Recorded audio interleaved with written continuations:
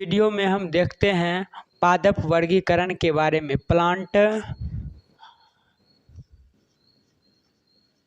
Plant classification. Plant classification पादप वर्गीकरण। पादप वर्गीकरण। पादप वर्गीकरण को प्लांट क्लासिफिकेशन को मेजर 2 किंगडम में बांटा गया है। मेजर इसको 2 भागों में बांटा गया है।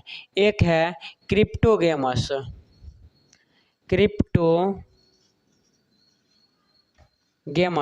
और दूसरा है फेनेरोगेमस।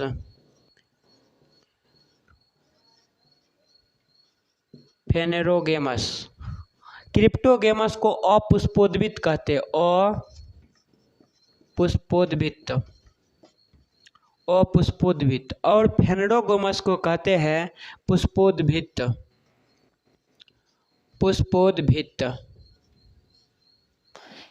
प्लांट क्लासिफिकेशन को मेजर 2 किंगडम में बांटा गया है। एक क्रिप्टोगेमस और दूसरा फेनेरोगेमस। एक क्रिप्टोगेमस दूसरा फेनेरोगेमस। अब ये क्रिप्टोगेमस को भी 3 सब किंगडम में डिवाइड किया गया है। पहला है थैलोफाइटा। दूसरा है, पहला है क्या है तो थैलोफाइटा। और दूसरा है ब्रायोफाइटा।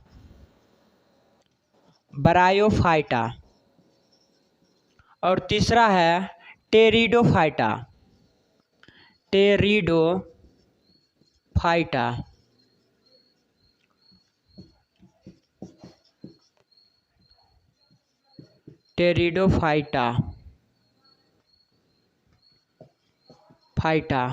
और इसको कहते हैं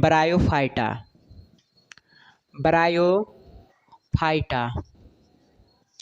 इस क्रिप्टोगेमस को 3 सब किंगडम में डिवाइड किया। पहला है थैलोफाइटा, दूसरा है ब्रायोफाइटा और तीसरा है टेरिडोफाइटा। ये पी साइलेंट रहता है यहाँ पर। और इस फेनेरोगेमस को एक दूसरा नाम है एस्पर्मेटोफाइटा।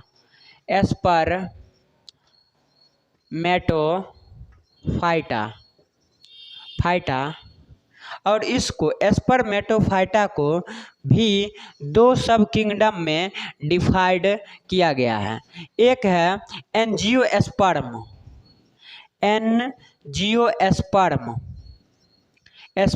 एक है एंजियोस्पर्म और दूसरा है जिम्नोस्पर्म।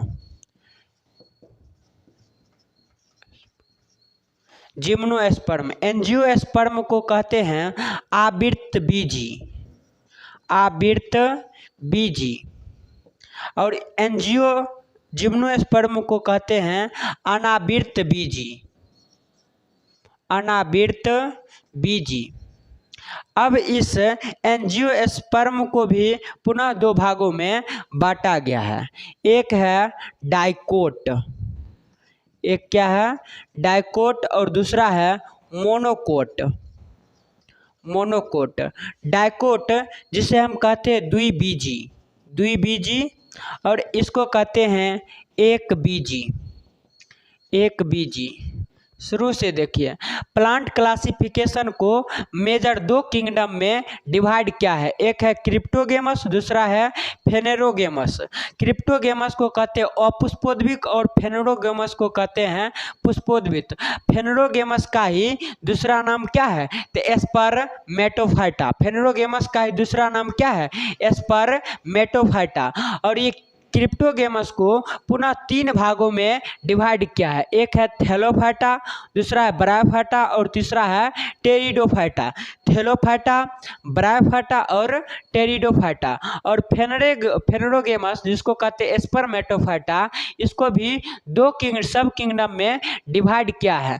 एक है एंजियोस्पर्म, दूसरा है जिम्नोस्पर्म। एंजियोस्पर्म को क्या कहते हैं आवृत बीजी और एंजियोस्पर्म कहते हैं अनावृत बीजी। पुनः एंजियोस्पर्म को भी दो सब किंगडम में डिवाइड किया, एक है डाइकोट जिसे कहते हैं द्विबीजी और एक है मोनोकोट जिसको कहते हैं एक बीजी। तो सबसे पहले हम पढ़ेंगे क्रिप्टोगेमस, उसके बाद हम पढ़ेंगे फेनोरोगेमस।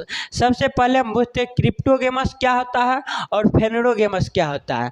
क्रिप्टोगेमस का हिंदी क्या होता है तो अपुष्पोद्भिद। तो अ माने होता है बायोलॉजी में अधिकांश जगह पर नहीं, और पुष्प माने फूल, माने ऐसे प्लांट, ऐसे पादप जिसमें ना ही फ्लावर हो और ना ही सीड हो, उस पादप को, उस पेड़ पौधे को किसके अंतर्गत रखेंगे तो अपुष्पोद्भिद के अंतर्गत रखेंगे। इसमें वैसे प्लांट को, वैसे पेड़ पौधे को हम पढ़ेंगे जिसमें ना ही पुष्प रहेगा और ना ही उसमें बीज रहेगा। माने इस क्रिप्टोगेमस वाले प्लांट में बीज नहीं मिलेगा और ना ही हमें पुष्प मिलेगा। और जो पुष्पोद्भिद पादप है उसमें हमें फ्लावर माने पुष्प और सीड मीन्स बीज दोनों इसमें मिलेगा। इसमें पुष्प और बीज दोनों देखने को मिलेगा, लेकिन क्रिप्टोगेमस में इसमें पुष्प एवं बीज नहीं होते। तो ऐसे पादप को, ऐसे प्लांट को क्या कहते हैं हम क्रिप्टोगेमस। ऐसे प्लांट जिसमें पुष्प एवं बीज नहीं होता उसको हम क्या कहते हैं क्रिप्टोगेमस। पहले हम क्रिप्टोगेमस पूरा पढ़ेंगे, थैलोफाइटा और ब्रायोफाइटा, टेरिडोफाइटा। जितना भी इसमें क्या बोले, इसमें पुष्प एवं बीज नहीं पाया जाता है। इसके अंतर्गत थैलोफाइटा जो होगा, ब्रायोफाइटा और टेरिडोफाइटा, इसमें भी बीज और पुष्प हमें देखने को नहीं मिलेगा। और बीज और पुष्प कहाँ से हमको देखने को मिलेगा तो ये पुष्पोद्भिद वाले भाग से हमको देखने को मिलेगा। तो चलिए हम सबसे पहले स्टार्ट करेंगे क्रिप्टोगेमस, उसके हम बारे में ये तीनों पढ़ेंगे, उसके बाद हम फेनोरोगेमस हम स्टार्ट अगले वीडियो में हम इसको करेंगे। चलिए हम देखते हैं प्लांट क्लासिफिकेशन का सबसे पहला भाग कौन था तो वो था आपका क्रिप्टोगेमस।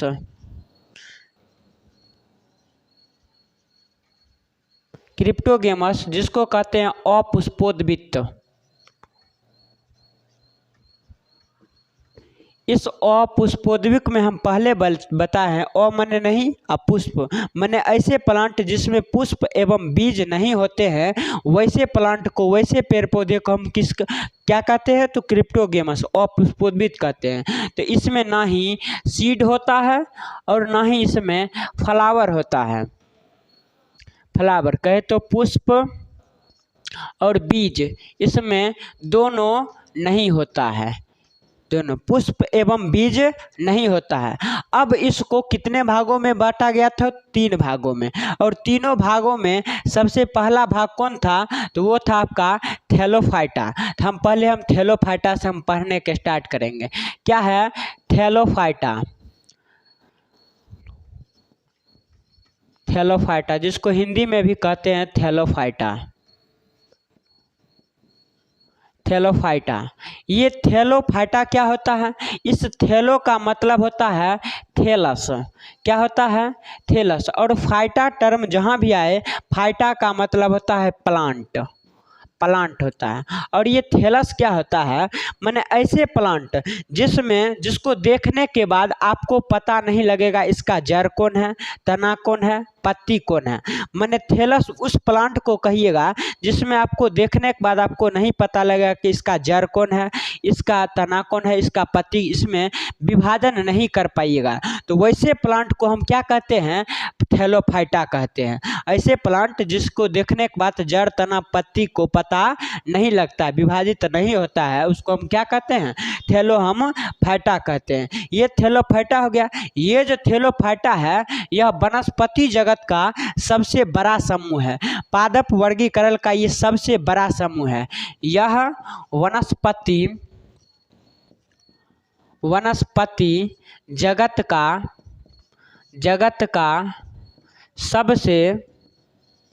सबसे बड़ा समूह है। सबसे बड़ा समूह है कौन है तो वो है थैलोफाइटा। थैलोफाइटा वनस्पति जगत का यह सबसे बड़ा समूह है। उसके बाद इसमें ये किसका किसका ये सब किंगडम है? तो ये क्रिप्टोगेमस। जब क्रिप्टोगेमस में सीड एवं फ्लावर नहीं पाया जाएगा तो इसका ही उदाहरण है। इसमें भी थैलोफाइटा में भी सीड और माने पुष्प और बीज इसमें भी नहीं पाया जाएगा। तो लिखिए seed and flower are absent माने इसमें भी बीज एवं पुष्प देखने को नहीं मिलेगा। और दूसरा अगर इसका कैरेक्टर देखिए तो इसमें एब्सेंस ऑफ वस्कुलर सिस्टम।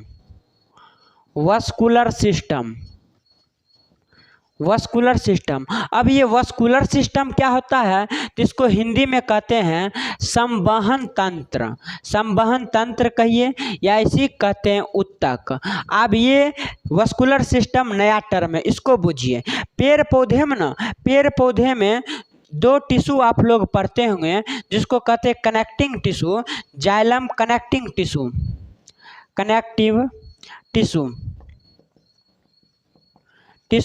या इसी कहते हैं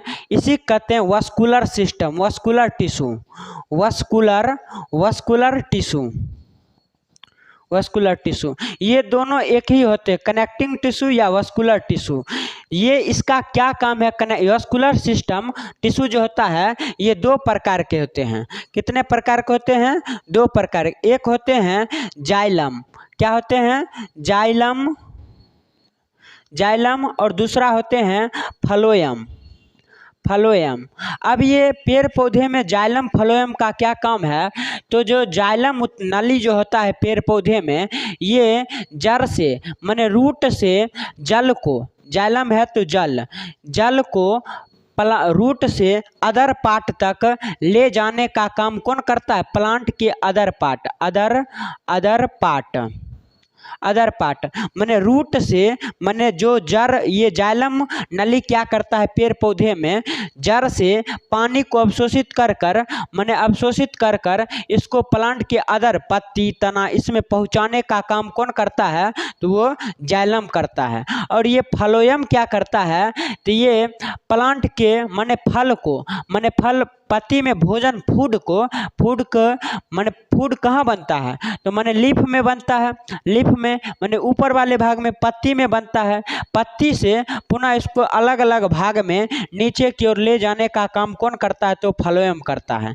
तो जाइलम और फ्लोएम, जाइलम जल का परिवहन करता है और फ्लोएम ये फल, इसके अंतर्गत भोजन का स्थानांतरण होता है। तो ये जाइलम नली है। ये जाइलम नली देखिए, जाइलम जो है ये रूट से कहाँ गया है? प्लांट के अदर पार्ट गया है। तो माने इसको जोड़ने का कार्य करता है। अदर पार्ट को जड़ को अदर पार्ट से जोड़ने का काम किया कि नहीं? जाइलम। और वह उसी प्रकार फ्लोएम भी जोड़ने का कार्य करता है। तो ये एक प्रकार का क्या है? कनेक्टिंग टिश्यू, संयोजी उत्तक उसको कहते हैं। हमारे शरीर में भी संयोजी उत्तक है जो है ब्लड पूरा शरीर को जोड़ने का कार्य करता है। उसी प्रकार पेड़ पौधे में जाइलम फ्लोएम कनेक्टिंग टिश्यू का काम करता है। तो इसमें जो हम लिखा है एब्सेंस ऑफ वस्कुलर सिस्टम, इसका मतलब हो गया पेड़ पौधे में इस जो क्रिप्टोगेमस जो थैलोफाइटा के जो है, थैलोफाइटा जो प्लांट हम उसके अंतर्गत जो पढ़ेंगे उसमें वस्कुलर सिस्टम का अभाव होता है। इसका मतलब इसमें ना ही जाइलम होगा और ना ही फ्लोएम होगा। ये किसका है? ये किसके बारे में बता रहे हैं? तो थैलोफाइटा में ना ही जाइलम होगा और ना ही फ्लोएम होगा। अब इसका एग्जाम्पल क्या है? तो एल्गी है इसका एग्जाम्पल, शैवाल इसका एग्जाम्पल है शैवाल। अब इसमें हम डिटेल से हम पढ़ेंगे किसके बारे में? तो शैवाल के बारे में पढ़ेंगे। तो चलिए देखिए, पहला क्या है? एल्गी। इसका उदाहरण क्या हो गया? एल्गी। स्टार डालिए, लिखिए एल्गी, इसको कहते हैं शैवाल। अब हम शैवाल एल्गी के बारे में पढ़ते हैं तो उसके बारे में अध्ययन करते हैं तो उसका अध्ययन क्या कहलाता है? इसका स्टडी क्या कहलाता है? स्टडी, एल्गी का स्टडी कहलाता है फाइकोलॉजी। फाइकोलॉजी, फाइकोलॉजी कहते हैं इसको। और ये किसका किसका फाइलम है, तो ये थैलोफाइटा के अंतर्गत आता है। तो दूसरा इसका कैरेक्टर लिखिए थैलोफाइटा, थैलोफाइटा, थैलोफाइटा के अंतर्गत। और ये जो थैलोफाइटा होता है इसका स्ट्रक्चर कैसा होता है, तो ये भी होता है सिंपल सिंपल सिंपल थायलाइड, थायलाइड स्ट्रक्चर के रहता है। माने ये थैलाइड क्या होता है, तो थैलस के जगह। इस एल्गी में भी, शैवाल के भी प्लांट में आपको जड़, तना, पत्ती का पता नहीं लगेगा। और इसमें भी वस्कुलर सिस्टम का क्या होता है, अभाव होता है। वस्कुलर सिस्टम का क्या होता है, तो अभाव होता है। वस्कुलर सिस्टम के अंतर्गत दो आते हैं, एक आते हैं जाइलम और दूसरा क्या होते हैं, फ्लोएम होते हैं, फ्लोएम। इसमें जाइलम एवं फ्लोएम दोनों नहीं पाया जाता है। जो गुण था थैलोफाइटा का वही गुण है इसमें। अब इसका अगला कैरेक्टर अगर आप लोग देखिएगा, इसमें पहला क्या बोले, इसका स्टडी क्या कहलाया, तो फाइकोलॉजी। और ये किसके अंतर्गत आया, तो थैलोफाइटा के अंतर्गत। इसमें सिंपल थैलाइड स्ट्रक्चर होता है, माने ये भी थैलस के तरह स्ट्रक्चर बना के रहता है। इसमें वस्कुलर सिस्टम का अभाव होता है, इसमें जाइलम फ्लोएम इसमें नहीं पाया जाता है। उसके बाद इसके ये क्या है, एक प्लांट है। शैवाल क्या है, एल्गी क्या है, तो एक प्लांट है। और हम पहले कोशिका में पढ़िएगा, जो पेड़ पौधे की जो कोशिका होती है उस सबसे बाहरी जो उसकी आवरण होती है उसको कहते हैं कोशिका भित्ति, और उसके अंदर होता है कोशिका झिल्ली। तो इसमें एल्गी में भी सेल वाल पाया जाता है। क्या पाया जाता है, सेल वाल, माने कोशिका भित्ति इसमें भी क्या होता है, पाया जाता है। और कोशिका भित्ति पूछता है किसकी बनी होती है, तो इसकी कोशिका भित्ति बनी होती है सेलुलोज की, सेल्यूलोज की बनी होती है। सेलुलोज क्या होता है, तो एक प्रकार का कार्बोहाइड्रेट है। जब इस सेलुलोज इसमें पाया जाता है, दूसरा कैरेक्टर इसका है, इसमें क्लोरोफिल पाया जाता है। क्लोरोफिल माने हरित लवक इसमें पाया जाएगा, हरित लवक इसमें पाया जाता है। और जिसमें हरित लवक पाया जाता है वह भोजन स्वयं बनाता है। और पेड़ पौधे में भोजन बनाने की प्रक्रिया को ही हम क्या कहते हैं, प्रकाश संश्लेषण कहते हैं, फोटोसिंथेसिस कहते हैं, फोटोसिंथेसिस, प्रकाश संश्लेषण इसमें होता है। माने जिसमें हरित लवक होगा उसमें प्रकाश संश्लेषण होगा। जब ये प्रकाश संश्लेषण होगा तो इसमें भोजन का निर्माण होगा। और जो पेड़ पौधे भोजन स्वयं बनाते हैं उसको हम कहते हैं स्वपोषी। इसका मतलब इसका न्यूट्रिशन क्या है, न्यूट्रिशन इसका मूड क्या है, तो ऑटोट्रॉप है, ऑटोट्रॉपिक है, ऑटोट्रॉप है। ऑटोट्रॉप के तो मतलब स्वपोषी है। ये कैसा है, स्वपोषी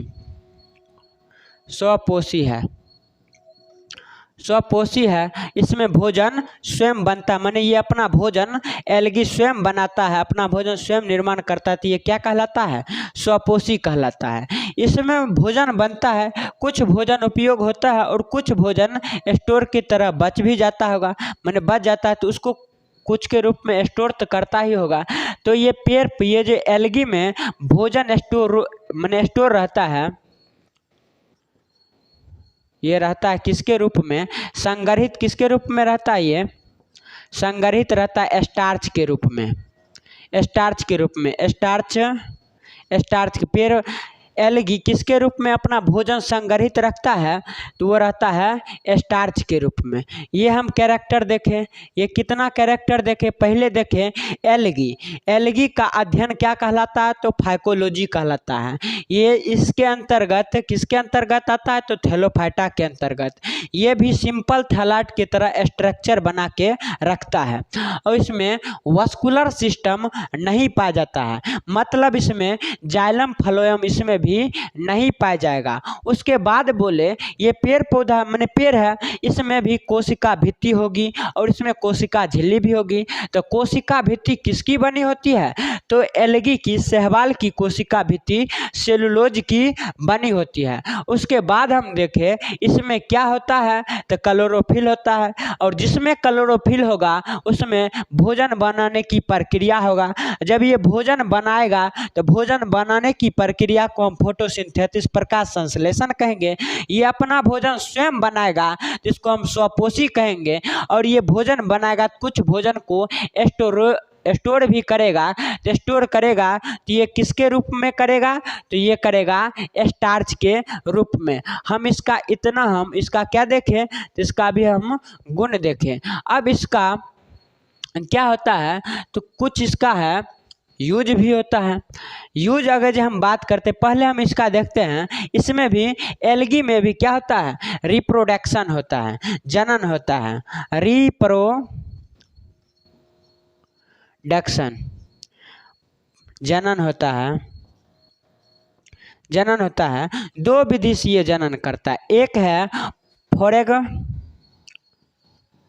फ्रेगमेंटेशन, विखंडन द्वारा एक ये जनन करता है।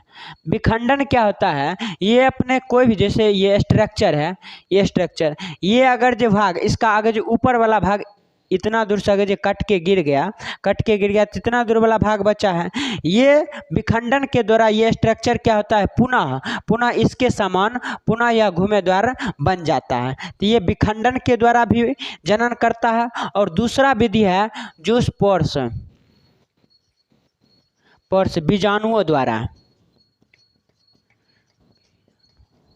बीजाणुओं द्वारा ये जनन करता है। इसका हम कैरेक्टर देखें। अब हम देखते हैं इसके बारे में, यूज को देखते। पहले इसको याद रखिए, स्टडी फाइकोलॉजी कहलाया। इसमें रिप्रोडक्शन दो विधि से, विखंडन द्वारा और बीजाणुओं द्वारा हुआ। अब इसका हम यूज देखते हैं।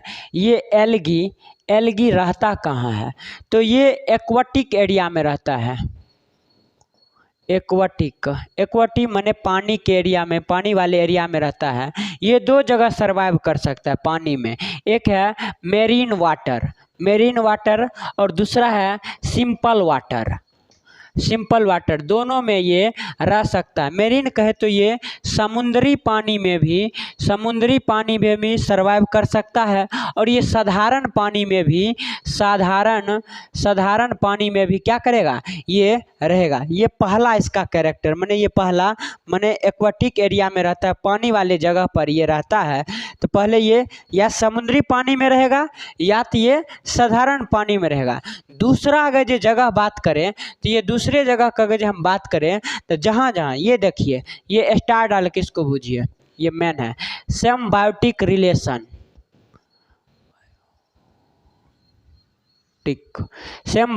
रिलेशन, सहजीवन संबंध। यहाँ पर लिखते हैं सहजीवन। ये क्या होता है, सहजीवन संबंध।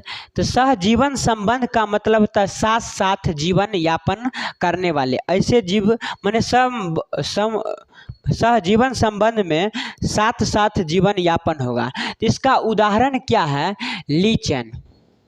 लीचन जिसको कहते हैं लाइकेन कहते हैं। ये भी क्या है, तो एक प्रकार का पादप है, पेड़ पौधे है। ये लीचन क्या होता है, तो ये क्या होता है लीचन, तो एल्गी प्लस एल्गी और फंगी। एल्गी कहे तो शैवाल और फंगी कहे तो कवक। इस दोनों का हाइब्रिड प्लांट होता है, नहीं बुझे।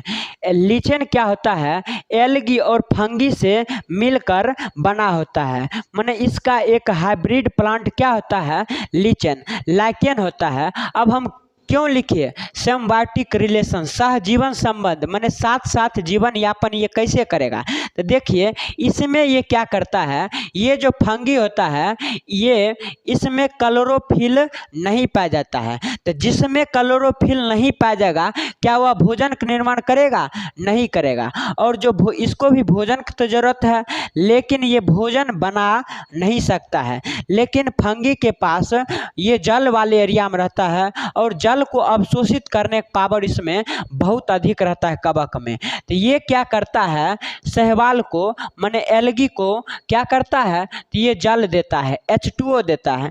बदले में एल्गी में क्या होता है, क्लोरोफिल रहता है और क्लोरोफिल रहने की वजह से इसमें फोटोसिंथेसिस होता है और भोजन बनाने मैंने भोजन बनता है इसमें।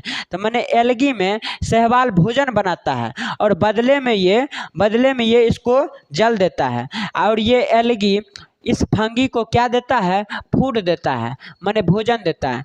एल्गी फंगी को क्या देगा, तो देगा भोजन, और फंगी क्या देगा, इसको जल देगा। तो माने एक दूसरे को लाभ पहुंचाता है और साथ साथ ये जीवन यापन करता है। तो इसका ही उदाहरण क्या है, लीचेन। जहाँ जहाँ सिम्बायोटिक रिलेशन होगा वहाँ वहाँ भी एल्गी का निवास स्थान होता है। फंगी क्या दिया, तो जल दिया, और एल्गी फूड दिया, भोजन दिया। दोनों आपस में मिलजुल कर रहते हैं। तो दूसरा इसका क्या देखें हम, सिम्बायोटिक रिलेशन में एल्गी का निवास स्थान होता है। और तीसरा अगर जो हम बात करें, तीसरा एक बियर होता है जिसको हम कहते हैं स्लोथ बियर। स्लोथ बियर क्या होता है, तो ये एक प्रकार का आलसी भालू है। भालू ये जानवर है, एनिमल।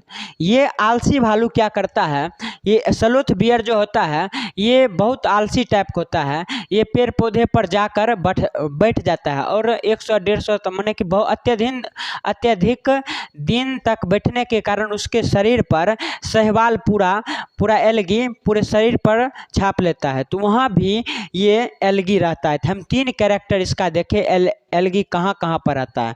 पहला देखें ये पानी, माने पानी में भी कहाँ, तो ये समुद्री पानी में भी रह सकता है और साधारण पानी में भी रह सकता है। और दूसरा देखें जहाँ जहाँ सिम्बायोटिक रिलेशन होगा, सहजीवन संबंध होगा, माने कि इसका उदाहरण देखें लीचेन क्या है, ये सिम्बायोटिक रिलेशन करता है, एल्गी और फंगी का हाइब्रिड एक प्लांट है, सिम्बायोटिक रिलेशन में रह सकता है। तीसरा देखिए स्लोथ बियर के शरीर पर कौन रहता है, तो एल्गी रहता है। अब हम इसका यूज देखते हैं। यूज स्टार डाल के लिखिए, यूज उपयोग देखिए इसका उपयोग क्या होगा। तो पहला इसका उपयोग है, उपयोग की बात करें तो ये ऑक्सीजन को देती है।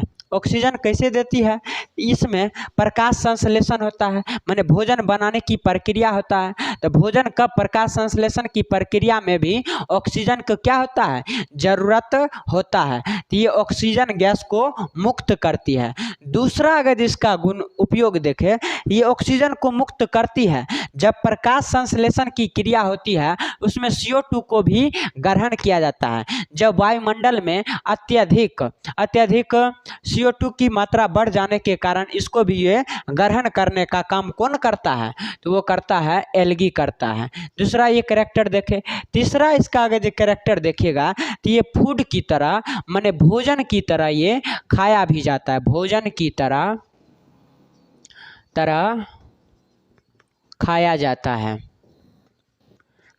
अब भोजन के तरह ये कैसे खाएगा, ये फूड की तरह कैसे खाया जाएगा, तो आपको बताते हैं। द्वितीय जब विश्व युद्ध हुआ तब भोजन की कमी पड़ गई, तो बहुत सारे लोग शैवाल एल्गी खाकर सर्वाइव अपना जीवन यापन किए थे। ये सलाद के रूप में खाए जाते हैं, सलाद के रूप में। और इसमें क्यों खाया जाता है, इसमें बहुत अत्यधिक मात्रा में प्रोटीन होता है। क्या होता है, तो प्रोटीन होता है, अत्यधिक मात्रा में इसमें प्रोटीन रहता है। इस एल्गी में अत्यधिक मात्रा में क्या रहता है, प्रोटीन।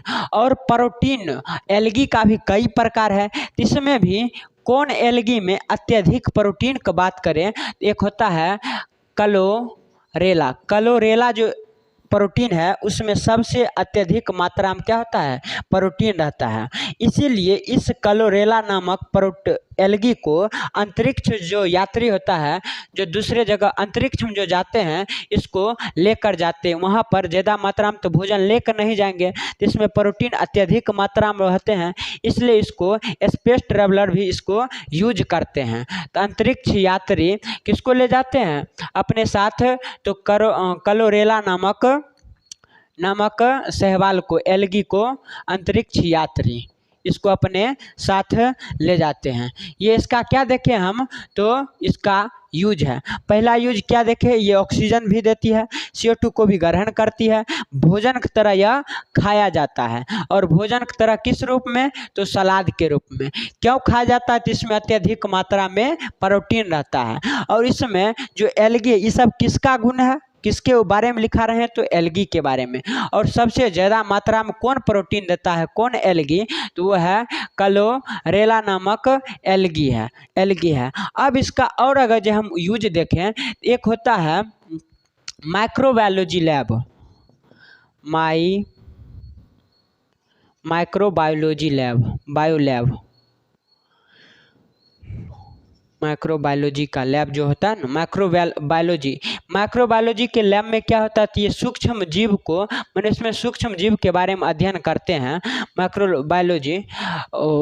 इसमें क्या होता है, एक जेल बनाया जाता है, जेल। अब ये जेल क्या होता है, तो सूक्ष्म जीव को पनपाने के लिए ये जेल बनाया जाता है।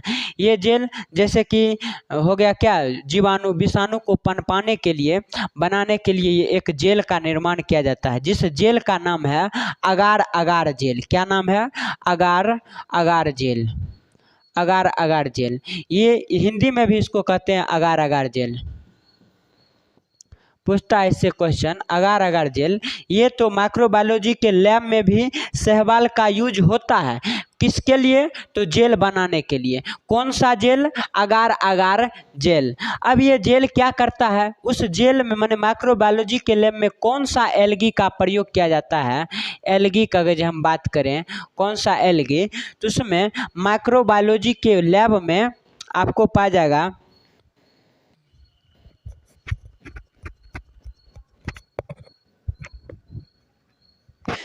जेलिडियम और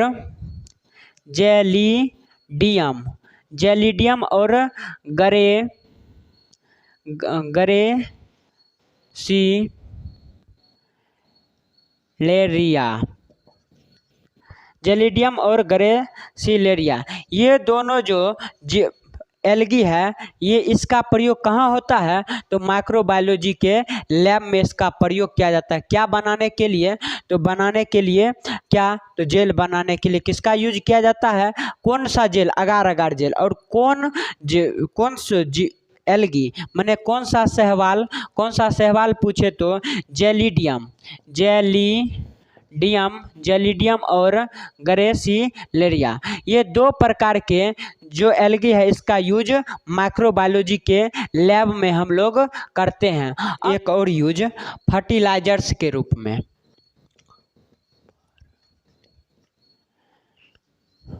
फर्टिलाइजर्स उर्वरक के रूप में, उर्वरक या कहे खाद के रूप में भी इसका यूज होता है। उसमें कौन सा एल्गी लगता है, इसका नाम याद रखिए, एक है नोस्टक और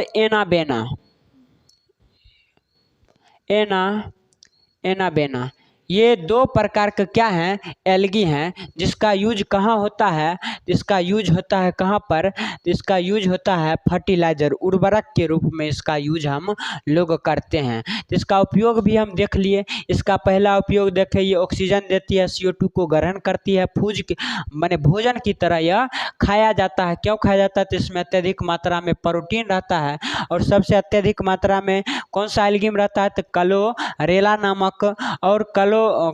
क्लोरेला नामक एल्गी को यूज अंतरिक्ष यात्री भी करते हैं, और अंतरिक्ष यात्री इसका यूज करते हैं। और दूसरा उपयोग देखिए, माइक्रोबायोलॉजी के लैब में इसका प्रयोग किया जाता है, किसके लिए? तो जेल बनाने के लिए। कौन सा जेल? तो अगार अगार जेल बनाने के लिए। अब ये अगार अगार जेल बनाने के लिए कौन कौन से एल्गी का जरूरत पड़ता है? तो है जेलिडियम और ग्रेसिलेरिया। और तीसरा हम दूसरा उदाहरण इसका देखें हम उपयोग, ये फर्टिलाइजर्स के रूप में हमको उपयोग होता है उर्वरक और खाद बनाने में। और उर्वरक और खाद बनाने में कौन सा एल्गी का यूज होता है? तो नोस्टक और एनाबेना। ये नाम अगर जब तक नहीं याद रखिएगा तब तक यहीं से क्वेश्चन पूछेगा, कहेगा फर्टिलाइजर के रूप में बनाने के लिए कौन सा शैवाल की जरूरत पड़ता है? तो नोस्टक और एनाबेना।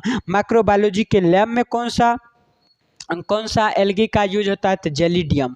इसी प्रकार अंतरिक्ष यात्री कौन से एल्गी को ले जाते हैं? तो क्लोरेला। ये आपको नाम याद करना, नाम थोड़ा कठिन है लेकिन बार बार बोलने से नाम भी याद हो जाएगा। अब चलिए अब हम देखते हैं एल्गी के टाइप्स।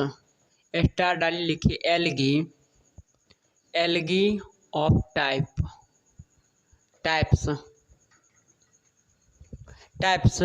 अब देखिए एल्गी भी कई प्रकार का होता है। जो सबसे पहले हम देखते हैं 3-4 टाइप का होता है। ग्रीन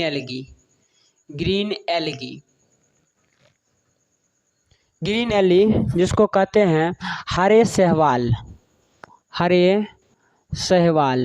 इस एल्गी में क्या होता है? इस एल्गी में भी क्लोरोफिल रहता है। क्लोरोफिल के रहने के वजह के कारण ही इसका रंग क्या हो जाता है? हरा हो जाता है। इसका रंग कैसा हो जाता है? तो ग्रीन हो जाता है। और क्लोरोफिल में भी कौन सा क्लोरोफिल होता है? क्लोरोफिल का भी कई टाइप है, ABC ऐसे करके। इसमें क्लोरोफिल रहता है A और B क्लोरोफिल, माने ग्रीन एल्गी में A और B क्लोरोफिल रहता है। इस क्लोरोफिल के रहने के वजह से इसका नाम एक और है जिसको कहते हैं क्लोरोफैसी। इसको क्या कहते हैं? क्लोरोफाइसी। किस नाम से जानते हैं? क्लोरोफिल के रहने के वजह से क्लोरोफाइसी।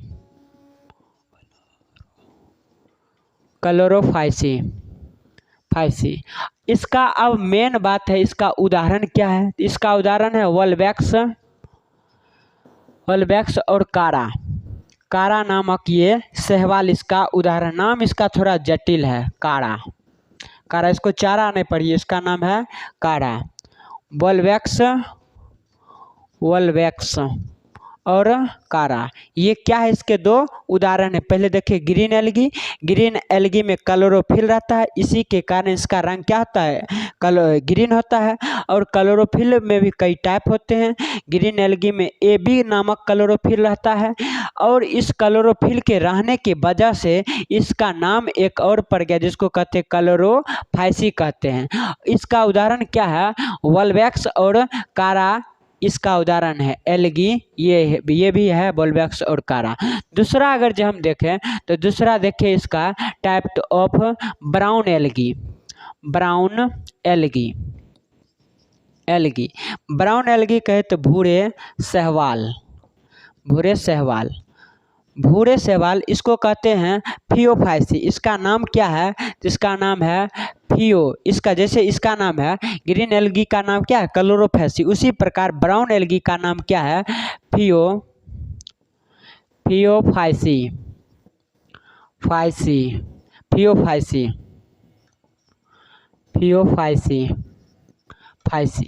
अब इसमें कौन सा पिगमेंट रहता है? पिगमेंट का अगर हम बात करें, जैसे इसमें कौन पिगमेंट रहा? क्लोरोफिल। इसमें भी कौन पिगमेंट रहेगा? पिगमेंट। इसमें कौन रहेगा?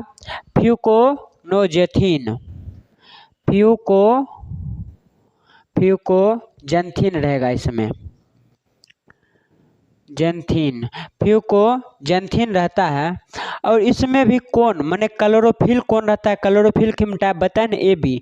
तो इसमें रहता है ब्राउन एल्गी में आपको रहेगा कौन? तो A और ब्राउन एल्गी की बात करते हैं, ब्राउन एल्गी में आपका रहेगा A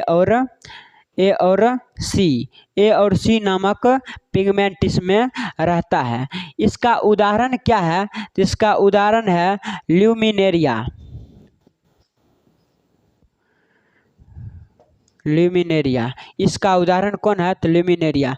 ब्राउन एल्गी देखें, ब्राउन एल्गी को क्या कहते हैं? फियोफाइसी। इसमें कौन पिगमेंट? फ्यूकोनोजेथिन। उसमें कौन सा क्लोरोफिल? ए और सी के रहने के वजह से इसका रंग क्या हो जाता है? तो ब्राउन हो जाता है।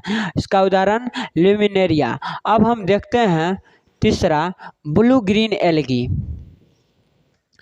ब्लू ग्रीन एल्गी, नील हरित शैवाल,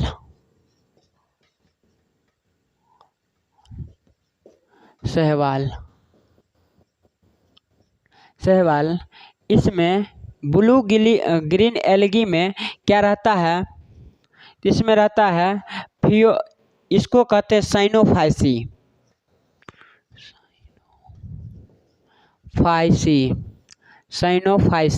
साइनोफाइसी कहते हैं। ब्लू ग्रीन एल्गी को क्या कहते हैं? नील हरित शैवाल कहते हैं।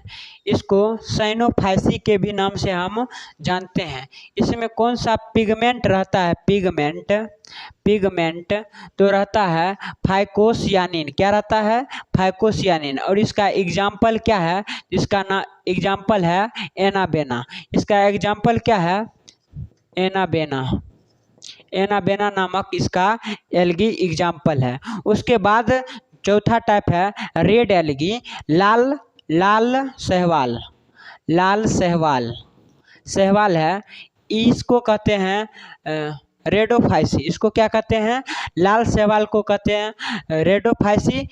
इसका जो रंग रेड होता है किस पिगमेंट के वजह से? तो फ्यूकोइरेथ्रिन के वजह से।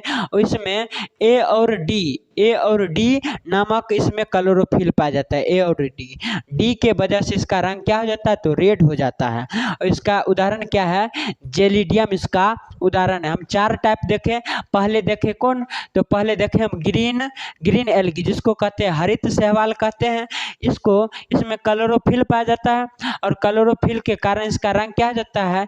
ग्रीन। और क्लोरोफिल में कौन सा क्लोरोफिल? A B. क्लोरोफिल के कारण इसका नाम क्लोरोफाइसी पड़ जाता है। इसका 2 उदाहरण है।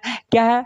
वॉल्वैक्स और कारा। वॉल्वैक्स और कारा किसका उदाहरण है? तो वो ग्रीन एल्गी का उदाहरण वॉल्वैक्स और कारा किसका उदाहरण है? तो ग्रीन एल्गी का। उसके बाद हम देखें ब्राउन एल्गी को कहते हैं क्या? फियोफाइसी कहते हैं। इसको हिंदी में कहते हैं भूरे शैवाल। फियोफाइसी में कौन सा पिगमेंट रहता है? तो फ्यूकोजेंथिन रहता है। फ्यूकोजेंथिन रहता है। और कौन सा क्लोरोफिल रहता है? तो ए और सी क्लोरोफिल रहता है। इसका उदाहरण क्या है ब्राउन एल्गी को? तो ल्यूमिनेरिया इसका उदाहरण है ब्राउन एल्गी का। उसके बाद हम देखें हम तीसरा अगर जिसको कहते रेड एल्गी, लाल शैवाल, इसको कहे रेडोफाइसी। इसका नाम क्या पड़ा? रेडोफाइसी। इसमें कौन पिगमेंट? तो इसमें रहता है फाइकोइरेथ्रिन नामक प्रोटीन पिगमेंट रहता है। इसमें ए और डी नामक क्लोरोफिल रहता है। इसका उदाहरण क्या है? तो जेलिडियम इसका उदाहरण है। उसके बाद देखें हम ब्लू ग्रीन एल्गी, इसमें इसका नाम है साइनोफाइसी। इसमें कौन पिगमेंट रहता है? फाइकोसियानिन नामक इसमें पिगमेंट रहता है। इसका उदाहरण क्या है? एनाबेना। इसका डायरेक्ट उदाहरण पूछता है। रेड एल्गी का उदाहरण क्या है? तो जेलिडियम। रेड एल्गी का लाल हरित शैवाल का क्या उदाहरण है? लाल शैवाल का तो जेलिडियम। नीले शैवाल का क्या उदाहरण है? इसका 2 उदाहरण है, वॉल्वैक्स और कारा। उसके बाद अगर हम देखें ब्राउन एल्गी का उदाहरण क्या है? तो ल्यूमिनेरिया। और ब्लू ग्रीन एल्गी का क्या उदाहरण है? तो anabaena. Blue green algae anabaena. Red algae क्या है? तो जेलिडियम। और इसका थोड़ा भारी वॉल्वैक्स और कारा। ग्रीन एल्गी का वॉल्वैक्स और कारा इसका क्या है? उदाहरण है। एक और मेन टॉपिक हम भूल गए। देखिए फोटोसिंथेसिस जो होता है, प्रकाश संश्लेषण, ये सबसे पहले पूछता है कौन ऐसा प्लांट है, मैंने सबसे पहले प्रकाश संश्लेषण की प्रक्रिया की खोज कहाँ हुई? कौन से प्लांट में? तो सबसे पहला जो प्लांट है